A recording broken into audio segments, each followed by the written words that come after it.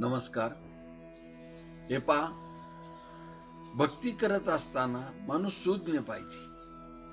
कारण येरगबाळ्याचे काम नाही. कारण तुका म्हणे इथे पाहिजे जातीची. कारण भक्ती करत असताना आणि परपंच करत असताना, परपंच आणि भक्ती याच्यामध्ये फरक आहे. पण खरोखर ज्याला परपंचच करता येत नाही तो भक्ती काय करणार? परपंच असा करावा, रामदास स्वामी सांगतात, परपंच करावा नेटका, तू दिसू नये कुठे फाटका, आणि नेटका करिता फिका होतच जातो. मग परपंच ज्याला करायची बुद्धी नाही तो परमार्थ काय करणार? म्हणून परमार्थ खरोखर असा आहे की तो करावा लागतो आणि परपंच होतो. कारण ज्याला हितच नीटनीटकं राहता येत नाही, ज्याचं आरत्र धड नाही, त्याचं परत्र पुशी काय?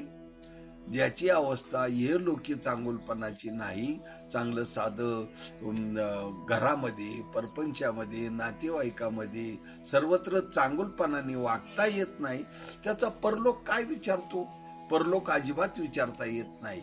सांगायचं तात्पर्य की इहलोकी माणसाने अगदी व्यवस्थित आपल्यापासून जग असा संबोधून, किंवा मला हा त्रास झाला तर दुसऱ्याला झाला तर काय होईल, मला असं कोणी बोललं तर मी त्याला बोललो तर काय होईल, असा आपल्यापासून जग ज्याला आपण म्हणतो, की आपणच त्याच्या ठिकाणी जावं आणि विचार करावा. आपण त्याच्या ठिकाणी जाऊन केलेला विचार आणि तो श्रेयस्कर ठरतो. नवे नवे आपण जसे आहोत तसंच जग आहे आणि तोच आपला आत्मा सर्वत्र आहे. सर्वांना काम, क्रोध, मद मत्सर, गर्व, अभिमान सर्वत्र आहे. मग जसं आपल्याला वाटतं तसंच त्यांना वाटतं. जसा मी आहे तसाच तो आहे. म्हणून आपणच सर्वत्र आहोत अशी संकल्पना करून आपल्यापासून जग ओळखावं अशी एक स्थिती आहे. म्हणून सांगायचं तात्पर्य, आपल्याला एक दृष्टांत सांगतो.